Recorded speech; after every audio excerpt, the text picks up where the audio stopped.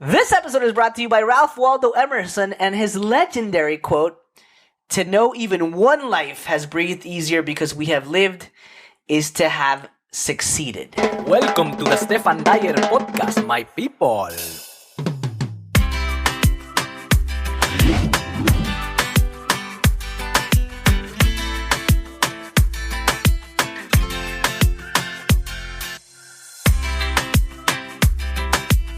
Hello, my people! ¿Cómo están, damas y caballeros? Welcome to the Stephan Dyer Podcast, where I welcome people with remarkable stories for amazingly vulnerable conversations. I am Stephan Dyer, former banker turned comedian and lifestyle entrepreneur, and today we have the unbreakable, the unmistakable, the highly capable, published author, and my dear friend and mentor for a decade in public speaking, co-founder, over 25 years ago of the Bay Street Breakfast Club of Toastmasters in Toronto that I belong to, changed my life, the trailblazer, the pioneer, my dear friend Rob Peck. How are you? I am wonderful, and all the better for having that intro. That is my favorite part of the show, like hyping up the guest, because every person that I invite is someone who I really admire, someone who I deeply appreciate. And as I was telling you behind the scenes, I've been wanting to have this conversation with you for the longest time because you have impacted my life positively in many ways. First of all, you created the Bay Street Breakfast Club, and 1992, was that the beginning? 91. And I joined 10 years ago in 2012, many years after it was created. And through Toastmasters, I found out / confirmed that I was funny, to which then I decided to quit my bank job. We used to meet at Scotia Plaza at 7:30 in the morning. Still meet at 7:30 in the morning, but now on Zoom. And because I found that, I decided to quit my banker job and pursue my professional career in comedy. And next week is going to be 5 years that I'm now doing this full time. So I just wanted to thank you for founding the club. And I know I've said this many times, but I wanted to put it on the record now. Thank you, Stephan. My pleasure. Let's talk a little bit about that. What was your career like? I know you spent many times at the bank, which is something that we shared. What was your life like growing up? Let's go into your childhood. What was your childhood like, and growing up in Canada? Well, I grew up partly in Canada. I was born in Toronto, Yep. but within a year after I was born, we moved down to Guyana. And we were there for about 2 years. And then my father was transferred to Switzerland for a year. And Wow. we were there for a year. And then he was transferred to England for 4 years. And then we came back to Canada, to Shawinigan in Quebec. That was in 1954. And we were there from 1954 to 1957. And then we moved to Oakville. Wow, a lot of moving, just like lot of moving. myself. What was Scotiabank like when you first started? What year was that? 71 was when I joined them, but I graduated from Queen's in 68. Okay. So if you want to fill in that gap, which is sort of relevant, I think, I thought after I graduated, I thought I will give it another year or two to see how it goes, and to confirm whether or not I really did hate engineering as much as I did. And I did find out that I was not an engineer. I definitely was not an engineer. So after a year working in engineering, I decided I would get an MBA. I wanted to be in management, so what better way than to go into management? So I called my mom and dad, who were in Denmark at the time. He was working in Denmark. They took him all over the place. And I said, if I quit my job here and go back to school, would you support me taking an MBA? And they said they would. Oh. So I went to Western. I took an MBA at Western, and I graduated after 2 years. and went to the bank. Amazing. Was it very bureaucratic? Was it very friendly? Was it not as corporate as it is now? I mean, I started at the bank in 2010, and it was massive. Like, I don't know how many employees, like 50,000. It was in like 30 countries all over Latin America. A lot of the people that I worked with spoke Spanish. Well, obviously there was no smoking. They had a cafeteria, which was very nice, but I heard, well, people from outside of the bank could go into the cafeteria, which is actually where we used to have our Toastmasters meetings. But now I can't go into that cafeteria because I don't work at Scotiabank anymore. What was the vibe like back in the day? A lot happened between when I joined the bank and when I retired even. Yeah. So when I joined the bank, it was not as large as it is now, but it was still, relatively speaking, a very large bank. It was one of the major Canadian banks. It was not in as many places in Latin America. Our big international operation was probably in the Caribbean. Yeah. Not really in Latin America to speak of at all. But we had branches and some relatively small operations in Europe. Okay. But and a few in the Far East, but nothing like the concentration in Latin America that we have today. Go ahead. It was a far, I think, in many ways, friendlier place. Mm-hmm. Far smaller, far more personable. Throughout most of my time, I worked in head office. Well, we called it general office at the time. And I knew a lot of the executives. Not closely. It's not as if I was a personal friend. It's not as if I ever became a senior executive. But I was working, generally speaking, in head office departments of credit and finance. And that brought me into contact with a lot of the senior executives. And I would say most of the ones that I knew felt that the bank was a personal people place. And that was very important to them. Nice, like a family. I remember when I joined in 2010, I don't know if like people said it out loud, but I think a couple people told me, and they were like, Scotiabank doesn't, back in the day, I don't know now, they don't pay as well as other banks because this is a family bank. This is, you can, it's not like cutthroat environment. It's not that. This is like a friendlier. And that year it had a CEO change, and people felt I didn't even know that much because I had just joined, so I didn't have enough context. But people said it kind of changed into a more corporate vibe. But I mean, things evolve, and it is what it is. I wanted to start with Scotiabank because that's where you created, or when you were at Scotiabank. Correct me if I'm wrong. You founded or / co-founded our club. How did you hear of Toastmasters the first time ever? And why did you want to create a club? I mean, this is a big part of your legacy. Like, so many of us have gone through that club, and we're so grateful. In 1969, I was working, like after I graduated from engineering in 1968. I went to work for 2 years for a steel company in Quebec. And basically, Francophone speaking, there were Anglophones there as well, but it was sort of Anglophone, Francophone operation. And when I was working there, one of my friends, one of my colleagues I was in quality control in a steel mill, and one of my colleagues was a member of a Toastmasters club, le Club Toastmaster Le Moine, à Longueuil, Quebec. And I was a good friend of his, and I was curious as to exactly what was Toastmasters. And so he invited me to come along to his club. And I went to his club. I joined Toastmasters there. It was exclusively Francophone. So among other things, it was a way for me to not just have contact with a colleague and a friend, but to practice and improve my French. Nice. So it worked out, I think, in many ways really quite well. And so that was my initial exposure to Toastmasters. However, in 1969, they were bombing mailboxes in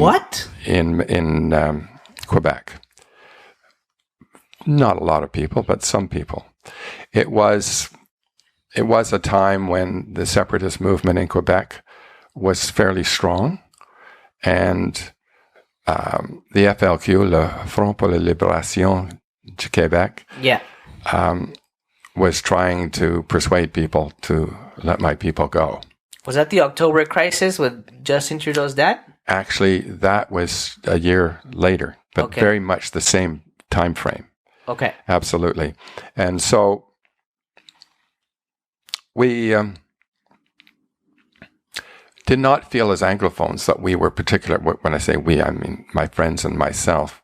I was on my own. I wasn't married. I hadn't met Julia at the time. But it was not a place that made Anglophones feel particularly welcome. A lot of people left Quebec at the time.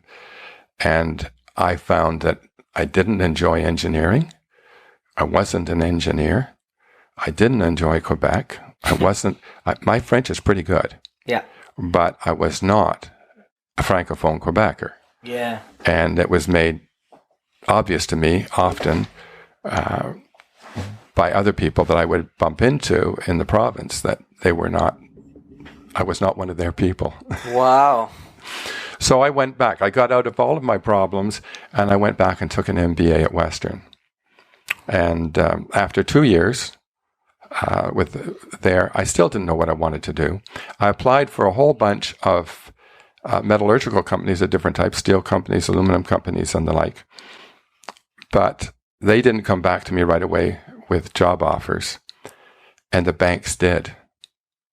So the banks were hiring. The banks, metallurgical companies were going to every business school in Canada and picking up 5 minimum graduates. Every bank going to every business school, picking up every MBA they could lay their hands on. Wow. So while I never thought I wanted to be a banker, they offered me a job, and so did a couple of other banks. And I thought it was a good idea to have a job. So I went to work for the bank to see what it was like. And that's how you founded the club? You'll probably have to cut a lot of this stuff out. I don't know. But so what happened was I joined the bank in 1971. Now, in 1972, I was new to Toronto. I'd been in Toronto for a year, and I didn't have any friends to speak of in Toronto. I wasn't married. I hadn't sort of met anybody. And my brother, for whatever reason, my older brother Stan, had become a member of Toastmasters. And probably because he heard about it from me. I'm not sure. I'm still not sure exactly why he had joined. But I was interested in sort of touching base with Toastmasters again. And so I joined the Scarborough Toastmasters Club. This was in 1972, a very strong, excellent club.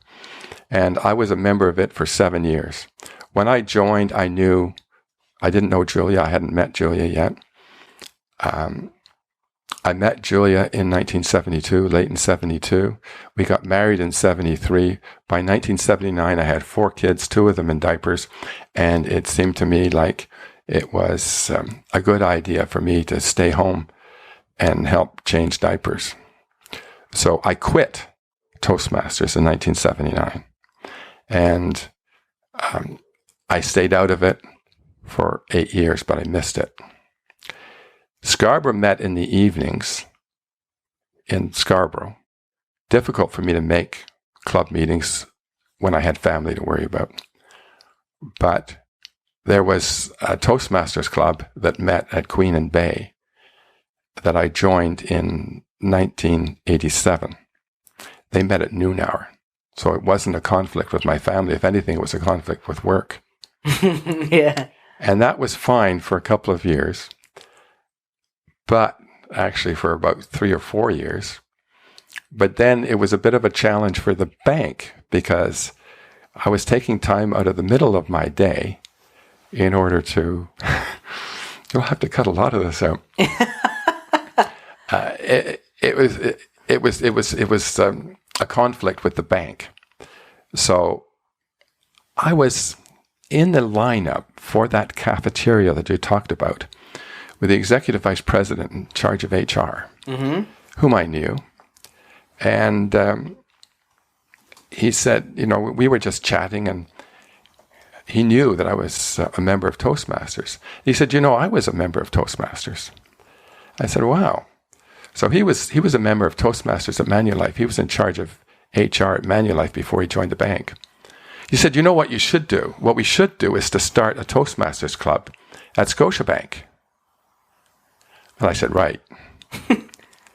And I was thinking to myself, the last thing I want to do is to try and start a Toastmasters club at Scotiabank and screw up when the executive vice president of HR was totally aware of my involvement and what I was doing. So I left it for a while. But the more I thought about it, if I started a club at Scotiabank that met right in Scotiabank, either at noon during lunch hour or in the morning before the bank started, then it wouldn't be a conflict for the bank. It wouldn't be a conflict for my home, and it would work out for everybody. And I missed it. I'd been away for a while, and I missed it. So I thought, fine, let's do this. I love it. So we started, and we had an organizational meeting. And Sharon Chandler, she was one of the ones that helped start it. Yeah. And we had, I think, 200 people out to the demo meeting. Wow. And 100 people signed up. We had been hoping for maybe starting 2 clubs. We ended up starting 3. There was just too many. If we had 2 clubs, 100 people signed up, there would have been 50 in each club, and you wouldn't have had a chance to speak. So we started 3 clubs, 2 in the morning, and the leftovers, 2 at noon hour, and the leftovers in the morning. And the leftovers became Bay Street Breakfast. We had about 40 members in each of the 2 noon hour clubs, and we had about 20 members in Bay Street. That is incredible. Do you remember the name of the clubs? The 3 clubs? Bay Street Breakfast? Bay Street Breakfast, Plaza Speakers, and Scotia Masters. Wow. What a time.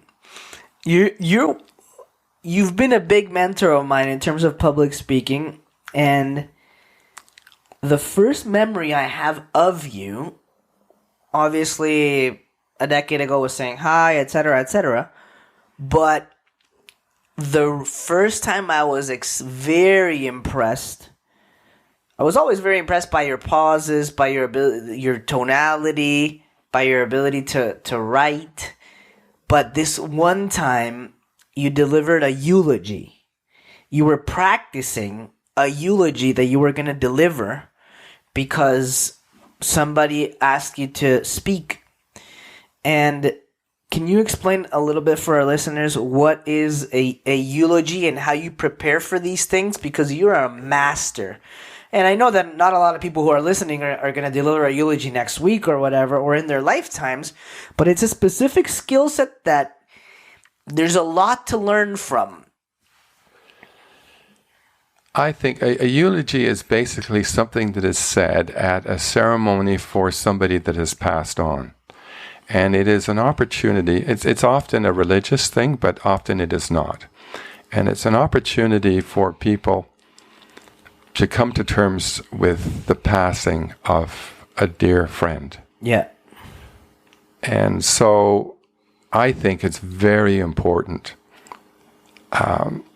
for everybody. It's most important for the family and for the close, dear friends of the person that has died.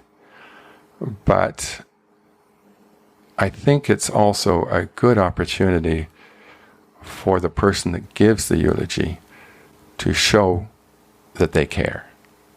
So I think it's very, very important.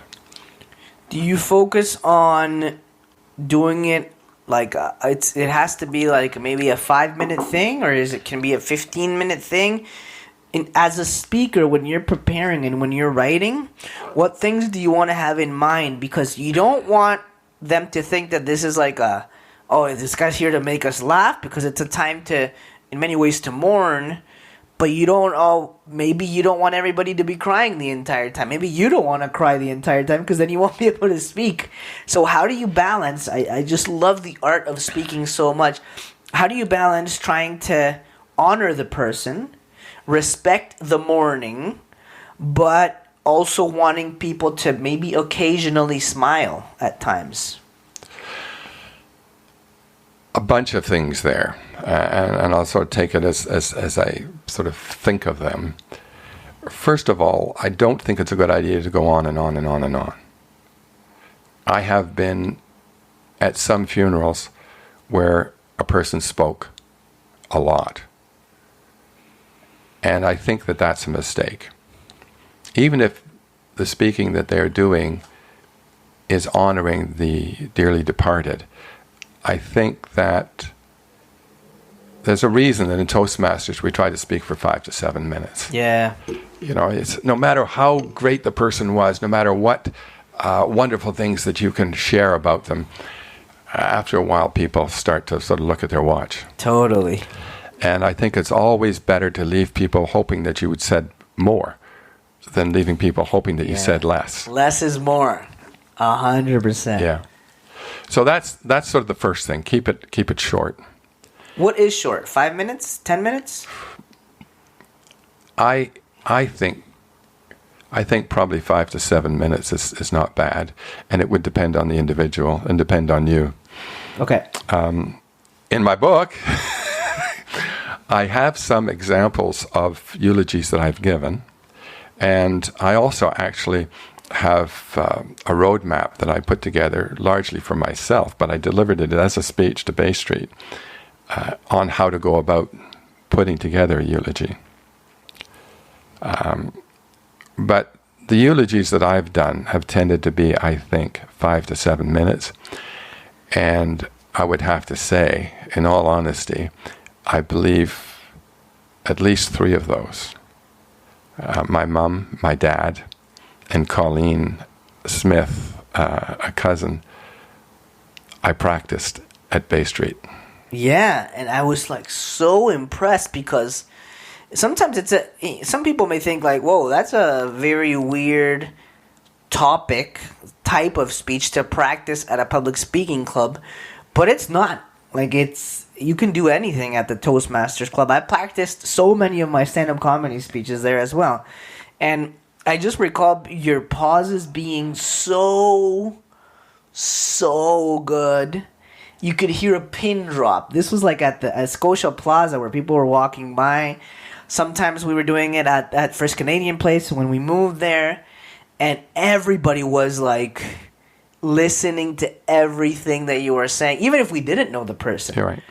And it was fantastic to see. I think one of the things that you do best is that we can see that this means a lot to you, and you're really at times you may get moved as you're practicing, and you were always, I think one of your talents is being able to say what you're feeling, being very self-aware, and saying what that person meant to you. I remember like a beautiful line that you had. I think about this like once a week. I don't know if you remember this, but when our dear friend Paul Kennedy passed, he was part of our club, and it was very special to me. I always say this in the club, that I quit my bank job 5 years ago in 2017, and I had a period of like 3 or 6 months where after the meetings, the Toastmasters meetings that were 1 hour, they were from 7:30 to 8:30 in the morning, I would stay at the Scotiabank cafeteria with Rob and with Paul just talking. The Geezer Club, the Geezers. And when Paul passed, obviously it was devastating for us and for his family. You said something that always stuck with me, and you were like, I was not his best friend, but he was mine. And I just felt that was so beautiful that you said that in many ways. You know, sometimes like I want my best friend to think that I'm his best friend. You know, I want that reciprocity. What was your fondest memory of Paul? Because I want to dedicate this episode to him.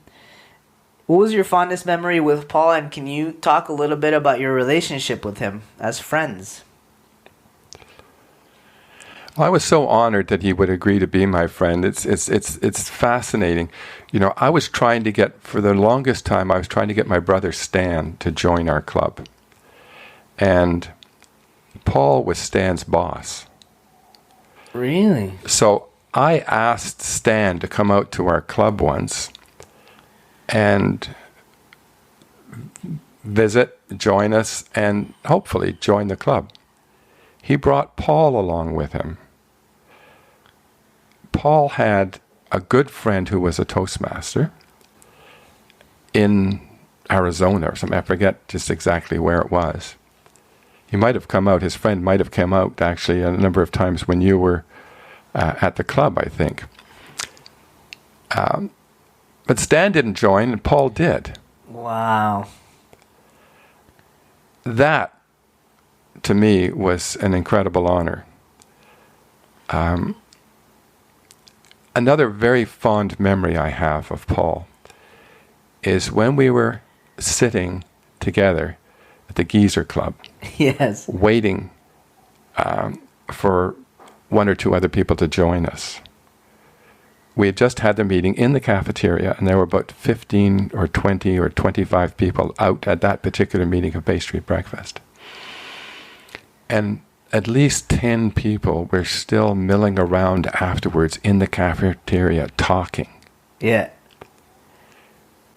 And Paul said, "You see that, Rob? You must be really proud." And I was. That's incredible. It's a big part of your legacy. I mean, in many ways, we're doing this right now because of the club. Like, maybe I would have never had the courage to quit my job and pursue my dreams had I not been convinced of the feedback that I was given week in and week out. And some people may say, yeah, well, you would have joined another club or whatever, but you don't know. I mean, Sometimes people join clubs and they leave because they don't click, you know? And there are a lot of great clubs. There are a lot of clubs that are every bit as good as Bay Street Breakfast.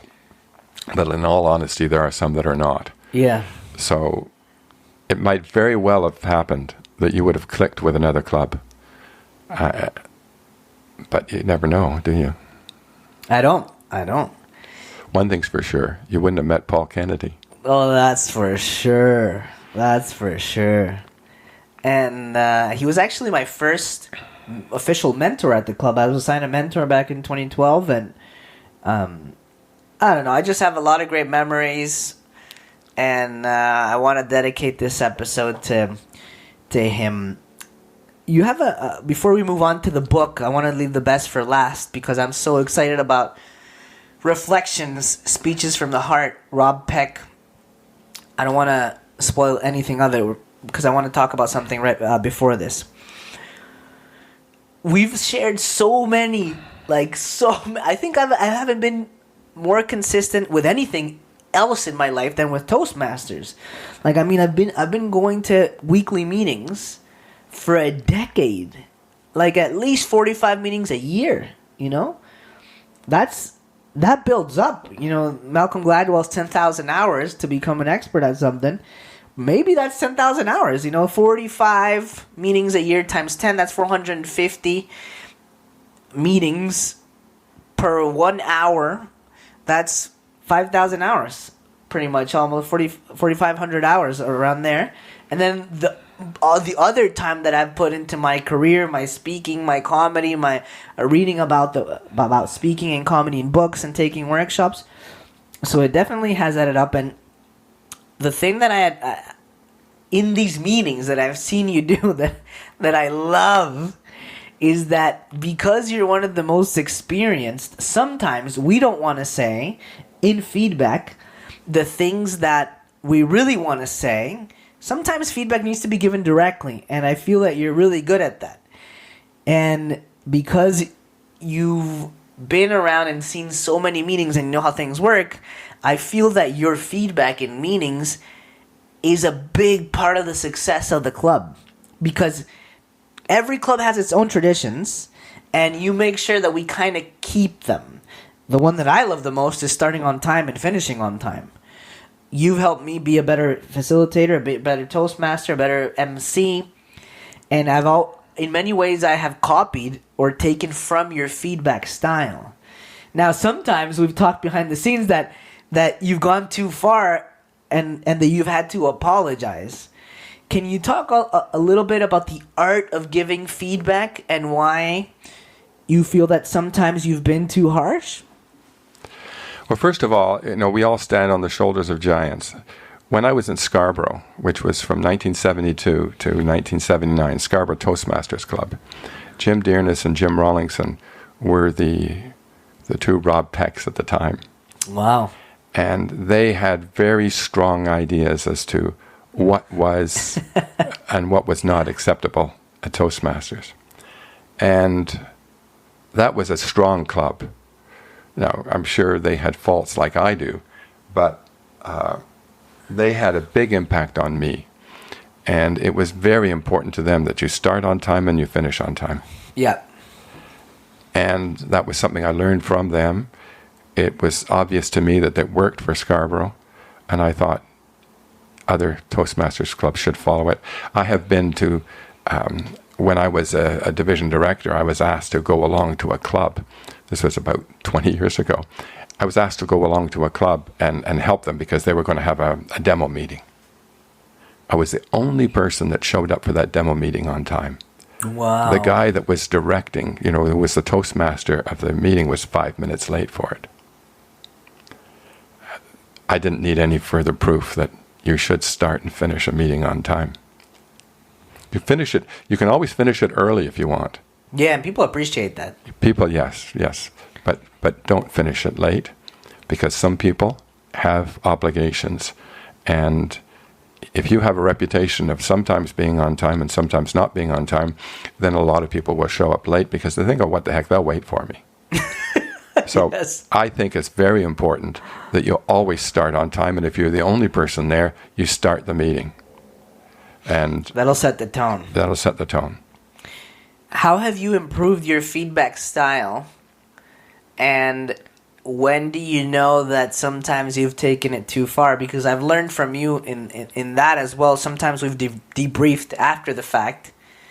And I've really admired you for saying, hey, I think I went a little too far on that one.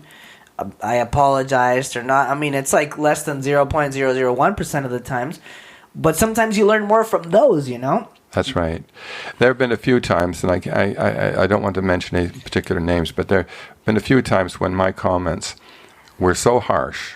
I thought they were accurate. I thought they were on the money. But they were so harsh that the person never came back to Toastmasters. And nobody needs that. So now there have been other times when I think, in retrospect, that I had pulled my punches already. And the person that I gave the comments to needed to be more open to feedback. Yeah. And so while there might have been some fault on my part, it was shared, and that they really needed to learn that sometimes when people say things that you don't want to hear, you would be better off if you heard them. Yeah. So I don't know. And certainly I've found myself that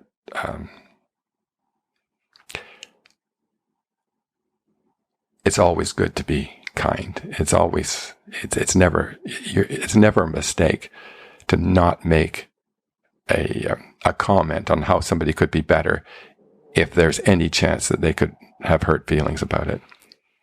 I remember once I was in an evaluation contest, and I was giving I'm just trying to remember. I was a judge at the contest, and one of the evaluators said to the target speaker that really you should know this better.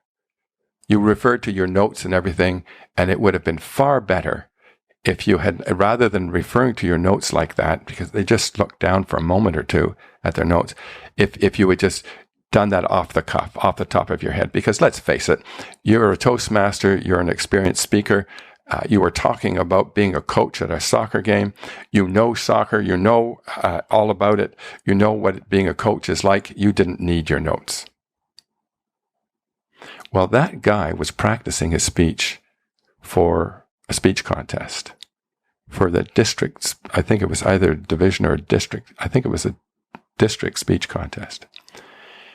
And in the district speech contest, he took the evaluator's comments to heart, and he ditched his notes. And he got halfway through his speech, and his mind went blank. Wow. So, after that, I was persuaded myself. I mean, I didn't give him any comments as to how he could have done, mistakes that he made.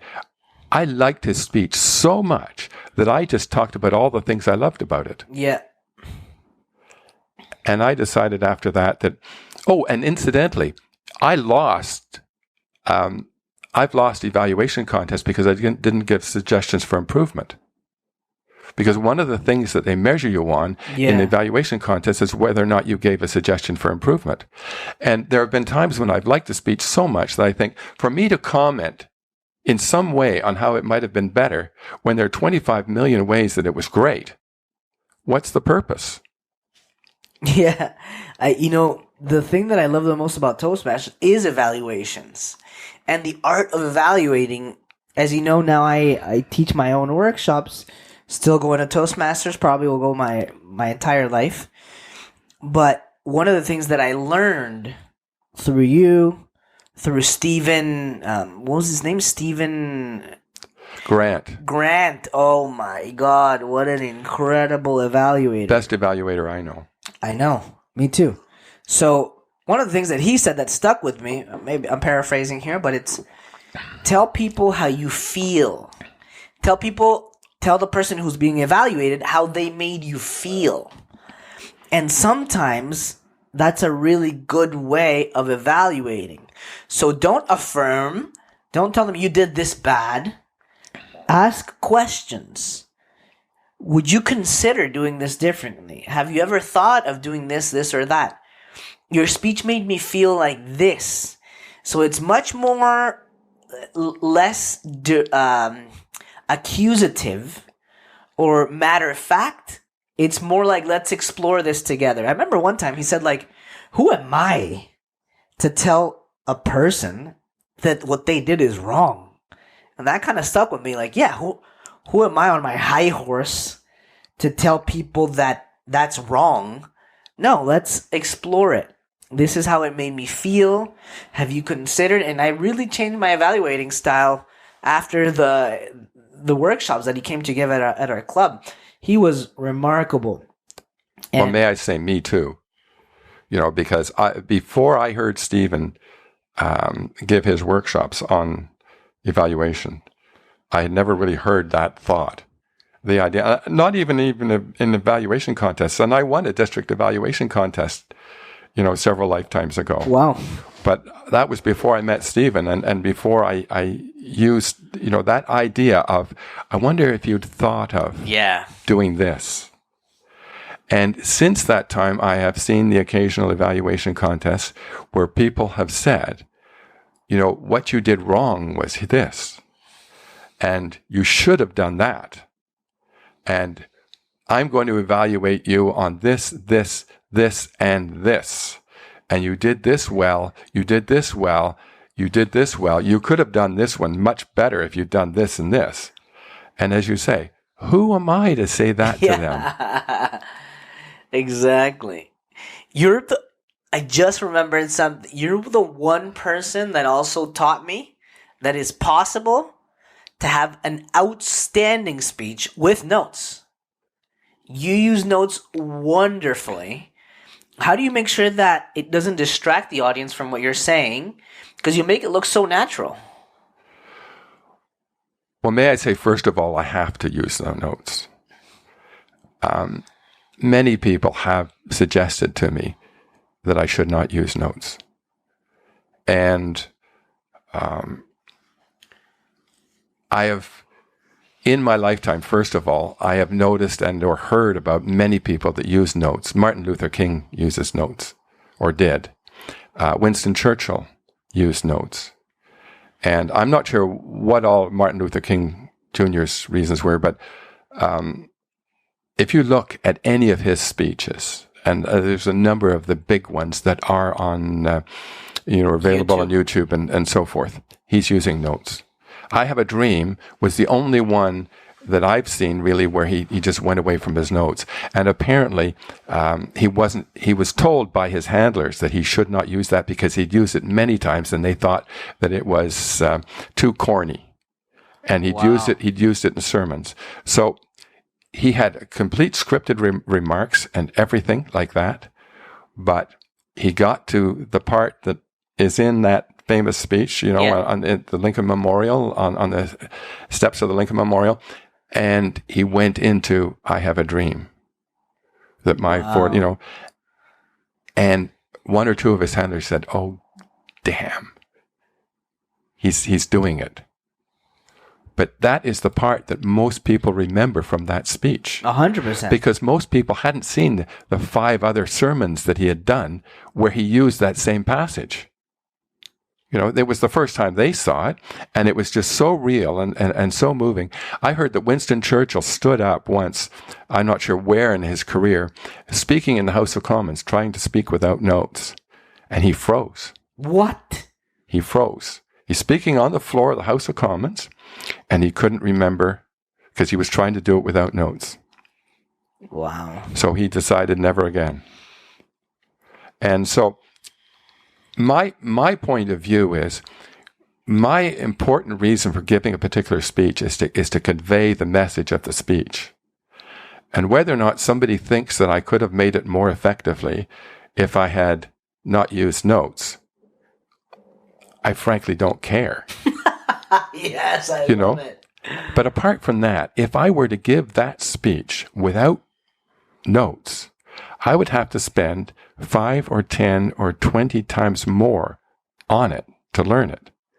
If you look at the world champion of public speeches, every year the guy or the woman that does that, the winning speech, and for that matter, all the ones that lost too, have practiced it between 200 and 250 times. Yeah. It is not a speech. It is a performance. Definitely. It is a memorized performance. And I have not the time and I have not the interest to develop that skill on one particular speech. I would far rather do another 10 speeches in the time it takes me to do that one to that level of excellence and investigate all kinds of other issues. And I think the iterations of you doing more speeches with notes makes you a better speaker with notes, because you do it so wonderfully. It's not distracting. It's kind of like your style, It's like, oh, this is so cool. Like, you mention it, you do pauses. It's even like exciting when you turn the pages and bring one into the back. Nobody's talking because we're seeing you do this whole thing. It's kind of like when somebody is talking, or comedians, and they have a cigar and they stop to or some people have a joint, or some people have whiskey or water, and that pause is like a performance. They're looking at you. Yeah, exactly. I love it. I love it. Now I want to turn to the best part, my friends. Rob Peck's Reflections, Speeches from the Heart. This is a beautiful book. I'm going to read the back to warm up. Have you ever had to make a speech? Did you struggle to decide what to speak about? Well, help is here.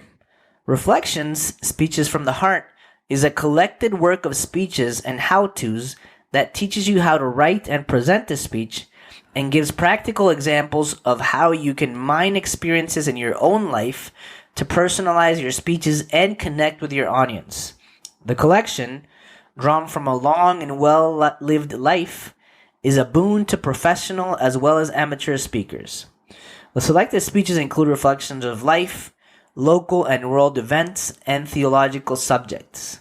In these pages, you will learn to craft and deliver strong speeches so that when you are called on to speak to audiences large and small, you can rise to the occasion feeling confident and inspired. This is beautiful, man. I was in one of the first meetings with Andrew Horbury, myself, and you. You had the idea to do this, and I'm so proud because now we're touching it, What does this book mean to you, and why did you want to write it? I'm not sure if I even know, but I have been blessed in my life, my whole life, to have been incredibly fortunate. I had wonderful parents, a wonderful father, a wonderful mother. They both lived good lives. Dad passed at 91, Mom just short of 99. The last 3, 4, 5 years of my dad's life, he had colon cancer. And we didn't have that much of an opportunity to speak or to connect. And I really regret that. I would have loved to have known my dad better in the last few years of his life. And I wanted my kids to know more about me. I wanted them to have a better idea of who I was, what was important to me, and what I thought perhaps they might want to think about. I mean, obviously they will have their own lives to live, and I can't tell them how to live their lives. But I wanted to share with them some of the things that I had done that I was proud of, some of the things that I had done that perhaps I would do differently. But to know me as a person, not just as a dad. That's gold. I wish my dad wrote a book, I would read it definitely, and maybe your kids are gonna look at this episode, and they're gonna learn even more about your grandkids, your great grandkids. Yeah. This is like, it's like you can touch it, it's tangible. This book, and there's nothing like putting your feelings on a page and then performing it, and this is like the final version of your speeches that you performed, that you gave most of these, I imagine, at the club. Is there any of these that is your absolute favorite or that really touches your heart? Well, I suppose there is, which I would say is probably the last one, chapter 41, which was... You Will Rise. You Will Rise. Which is taken from a poem by Maya Angelou. Oof. And I reflect on Maya Angelou and her importance sort of to me and my view, I suppose, of my legacy.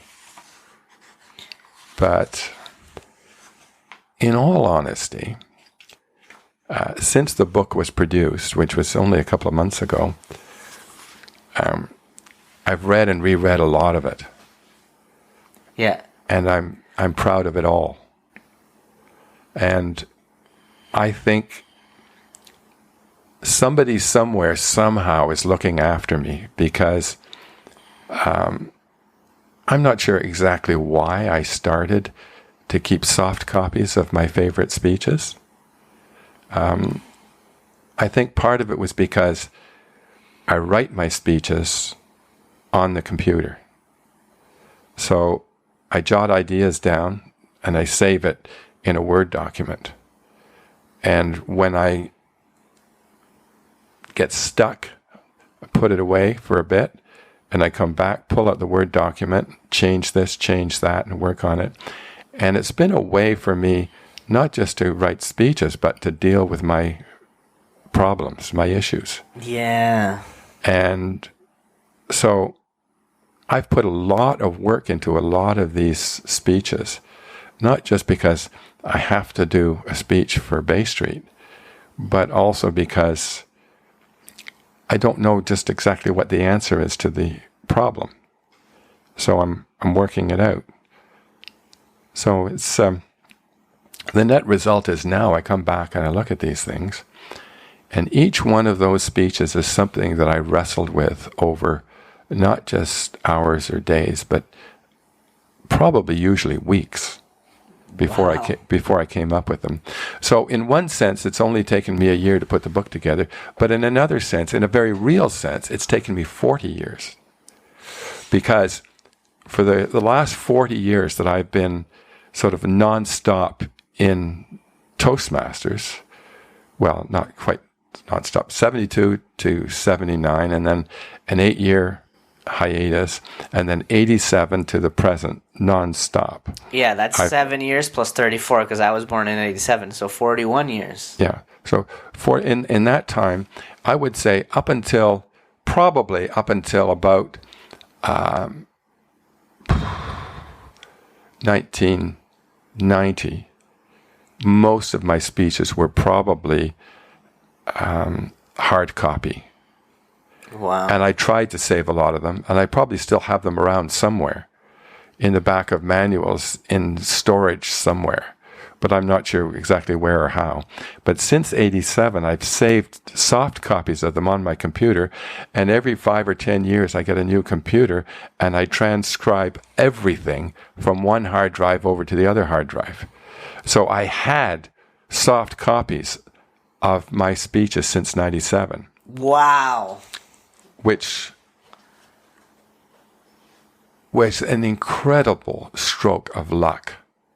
Like, I can't say that I ever thought back in 97 that this would be a book, but I had saved those copies. Then about 15 years ago, I was at a Toastmasters annual conference, I think it was a spring conference of District 60, and one of the presenters, I think it might have been Phil Taskey, I'm not sure, but one of the presenters decided or gave a workshop on writing your own book. I never did anything about it. I thought, yeah, right, I took it. I took the workshop out of idle curiosity, but I didn't sort of do anything about it. But it was in the back of my mind, And so as the years passed, my dad, died in 2009. And that hit me, that sort of made an impact. And then my mom died, as you know, about 2 or 3 years ago. I'd have to think carefully about exactly sort of when it was. But that really brought home to me that we only have a very short period of time on this planet. And if there's anything that I wanted to do, I should do it while I could. And it was a natural bookend, my mom passing. It was, I thought, a fitting place for me to end a book. All I had to do was to go through my hard drive and find all of those speeches, which were stored in different folders, some under Toastmasters, some under church, some under this, some under that. Yes. And but the manuscript really was there. It was in different sections, but every one of the chapters in that book was a speech. That is incredible. I was present in You Will Rise at Toastmasters when you did it. Do you remember how long that speech is? It's 5 to 7 minutes, but I couldn't tell you exactly how long. I think it would be like, if you would be okay with it. Do you want to end the episode reading You Will Rise? I'd love to, sure. Let's do it. Chapter 41. I'm just going to read the first small paragraph, and then you do the speech. I wrote this speech in 2021 for the Club International Speech Contest. I won the club contest, but lost at the area, the next level of the Toastmasters annual contest, which culminates in the World Championship of Public Speaking. Rob? You will rise. You may shoot me with your words. You may cut me with your eyes. You may kill me with your hatefulness. But still, like air, I'll rise. Those words were written by Maya Angelou. My purpose today is to share with you how she modeled what we all have to do to rise above our difficulties and have a good and meaningful life. Maya was born in St. Louis, Missouri in 1928. When she was 8, her mother's boyfriend raped her. She told her brother, who told the rest of her family. The courts convicted the rapist, but only jailed him for 1 day. 4 days after his release, he was murdered, probably by her uncles.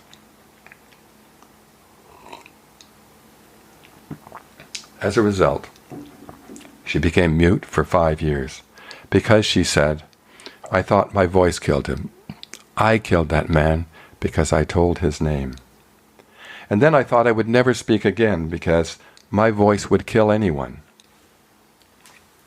During this period of silence, she developed an extraordinary memory, a love for literature, and a knack for observing the world around her. By the time she died in 2014, she had become a poet, a writer, an actress, a director, and a producer, and was respected as a spokesperson for blacks and for women. I would add, speaking as a white man, that I and countless others honor her, regardless of our color or gender. With her courage in rising above her problems as a black woman in a racist, misogynistic society, with her awareness of others' suffering, and with her brilliant mind, she developed insights that have inspired people around the world to make their countries better places for themselves, for their children, and for their children's children. Today, I want to share with you 2 examples of Maya's insights. First, Maya wrote, I've learned that people will forget what you did.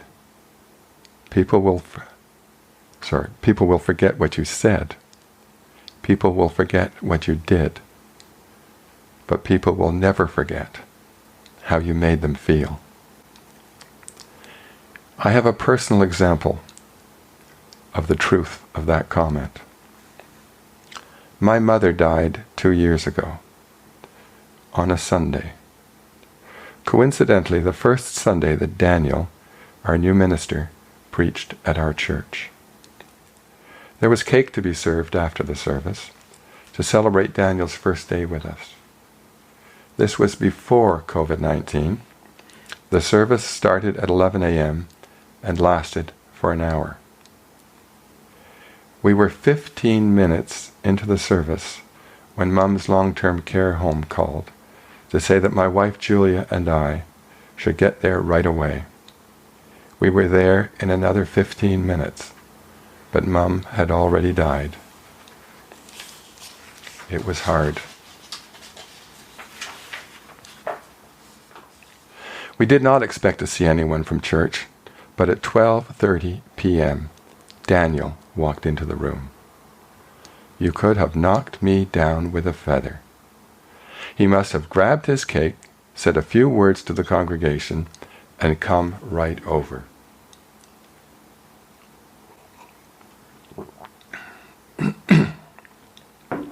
I don't remember what he said. I just remember that he listened to us and he cared. He was newly married and had his wife Miriam at home, but he didn't look at his watch. He just chatted with us. I was so grateful. After about 45 minutes, I looked at my watch and said to him, Daniel, Miriam must be wondering where you are. He looked at me and he smiled. Miriam knows I am where I need to be. God, I love that man. Second, Maya's remarks on legacy. Maya's good friend and protege, Oprah Winfrey, tells the following story. I just returned from the opening of my school in South Africa and was regaling Maya with all the details. This school will be my greatest legacy, Oprah said. It will impact generations to come. Maya stopped her cold. You have no idea what your legacy will be, she said. Your legacy is every life you touch. It's every person who ever watched your show and felt something, was moved to do something, go back to school, leave an abusive marriage, stop hitting their kids. It's not one thing, it's everything. Note that Maya was not speaking about Oprah's legacy for black women. She was speaking about her legacy for all people. Directly and indirectly, Maya touched millions, including Oprah, Nelson Mandela, Kamala Harris, the new Vice President of the United States, and, yes, me. What should you take from all of this? Well, first, people will forget what you said. People will forget what you did. But people will never forget how you made them feel and how you helped them to rise.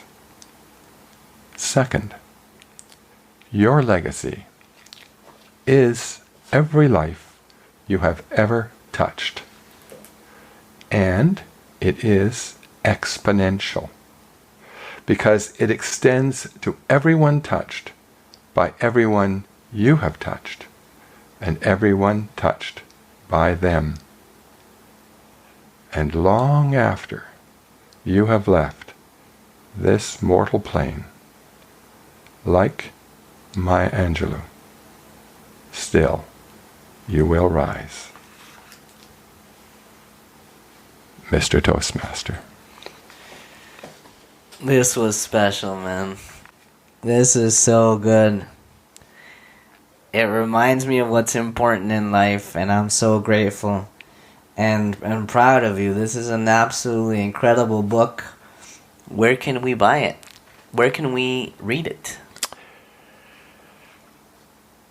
At www.robpeckauthor.com, which is my website, you can order it.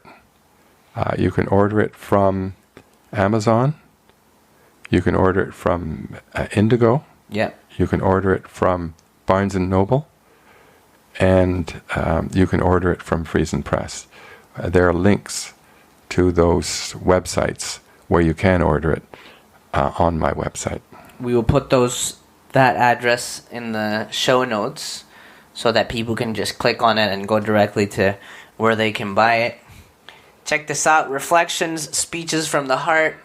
Rob Peck, ladies and gentlemen.